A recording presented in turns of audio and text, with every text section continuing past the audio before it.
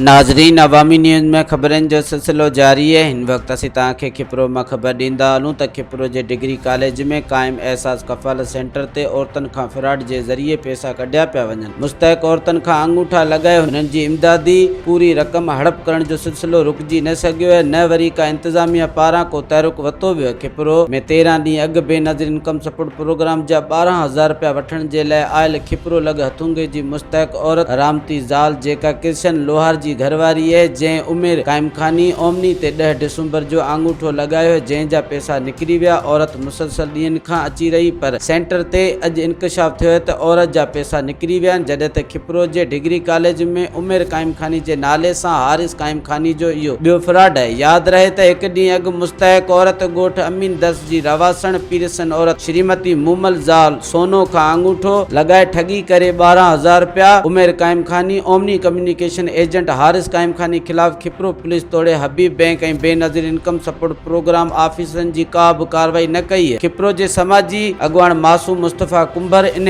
मुतासिर औरत श्रीमती रामती ऐं मूमल जी फरियाद सोशल मीडिया ते रखण बाद बेनज़ीर इनकम सपोर्ट प्रोग्राम इंतजामिया जागी पई। निकतल लोकेशन तहत मुतासिर औरत मूमल खे ऐं रामती खे 13,000 रुपया ॾिना विया। उमेर कम्युनिकेशन पारां हारिस क़ाइम खानी ठगी करे फुरियल पैसा अॼु वापसि कया आहिनि। औरत आॾो एतराब कयो है। खिपरो जे सानिया वंदन हुकूमत खां मुतालबो कयो है त औरत रामती ऐं मूमल खां ठगी करे पैसा फुड़ींदड़ खिलाफ़ केस दाख़िल करे उमेर ओमनी जो कॉन्ट्रैक्ट ख़त्म कयो वञे। ॿी सूरत में एहतजाज जो दायरो वधायो वेंदो। पैसा निकिरी विया न उन जो सही वठते अलाए क्यों केरु आऊं तो सुञाणे कोन थी।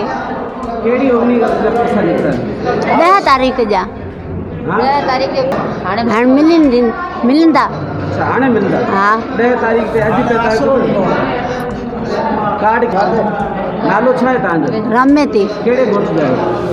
पहिरीं सांगड़ जी, हाणे वरी हथुंगे आया। हाँ 10 तारीख़ ते अॼु 17 तारीख़ 7 ॾींहं अॼु तव्हांजा 5 हाँ एतिरा तो असीं भाड़ो ख़र्च कया 1500 खाली भाड़े जा ख़र्च कयूं। हाणे 15,000 असांखे ॾियो। तव्हांजी कहिड़ी सही लॻल? पहिरीं मुंहिंजी सही लॻी ॼणा पैसा निकिरिया न। पहिरीं सही वठिती, पोइ मूंखां 2 दफ़ा आई, सही कोन वठिती। 2 दफ़ा आई न, सही कोन वठिती। मूंखे चयो त तुंहिंजा पैसा आयल कोन आहे। हा हाणे चेक कराए जॾहिं चए हाणे पैसा निकिरल आहे। हाणे चए था ॾियूं था। हा पहिरीं जी मुंहिंजी भेण मामे जी धीउ पहिरें हफ़्ते ते आई 10 दिसंबर ते, जॾहिं फिंगर अची लॻायो 15-20 मिंटनि खां पोइ कार्ड वापसी ॾिनो। चए तुंहिंजा फिंगर कोन लॻा, ई कार्ड खणी वापसी वञ। वापसी मोटी आई घर अचण खां पोइ यको हफ़्तो चकर कटिया डिग्री कॉलेज जा हथुंगे खां। पोइ अॼु आऊं घरु वेठो त मूंखे चई अॼु तूं मूंखे वठी हल। वठियल त मूंखे हिते हिकिड़े भाउ एड्रेस ॾिनो मुस्तफ़ा कुंभर जो, त मुस्तफ़ा कुंभर मुंहिंजो मसइलो हल करे ॾिनो। जॾहिं असां मुस्तफ़ा कुंभर वटि वियासीं, जॾहिं हुन चेक करायो इस्लामाबाद में चेक कराइण खां पोइ उते ख़बर पई 10 दिसंबर जो पैसा निकिरी चुका आहिनि तव्हांजे अकाउंट मां। उमेर कम्युनिकेशन कढिया आहिनि तव्हांजा पैसा। पोइ असां हिते आयासीं। मूं अवेस भाउ खे मसइलो ॿुधायो। अवेस भाउ चयो तव्हांजो मसइलो हल कराईंदो। अवेस भाउ मसइलो हल। हा पहिरीं चवंदा फिंगर कोन थो लॻे, पैसा तव्हांजा।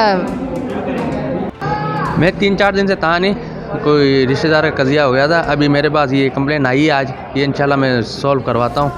अगर इन्होंने ये से किया है तो इनकी बिल्कुल आईडी ब्लॉक करेंगे। अच्छा, पहले भी एक ऐसा वाक़या हुआ था, उसके भी पैसे वो निकल गए थे। अच्छा, बाज़ औक़ात ऐसे होता है कि नेट प्रॉब्लम आ जाती है, नेट बंद हो जाता है ना, तो अंगूठा लग जाता है तो पता चलता नहीं, पैसे ट्रांसफ़र हो जाते हैं लेकिन वो फिर शो नहीं करता है। ये भी प्रॉब्लम है। अभी इनके खिलाफ क्या कोई कानूनी कार्रवाई होगी या बस इनकी आईडी ब्लॉक हो जाएगी इंशाल्लाह। मज़ीद खबरों और तफसीलात के लिए विजिट करें हमारी वेबसाइट www.awamiNewsHD.com।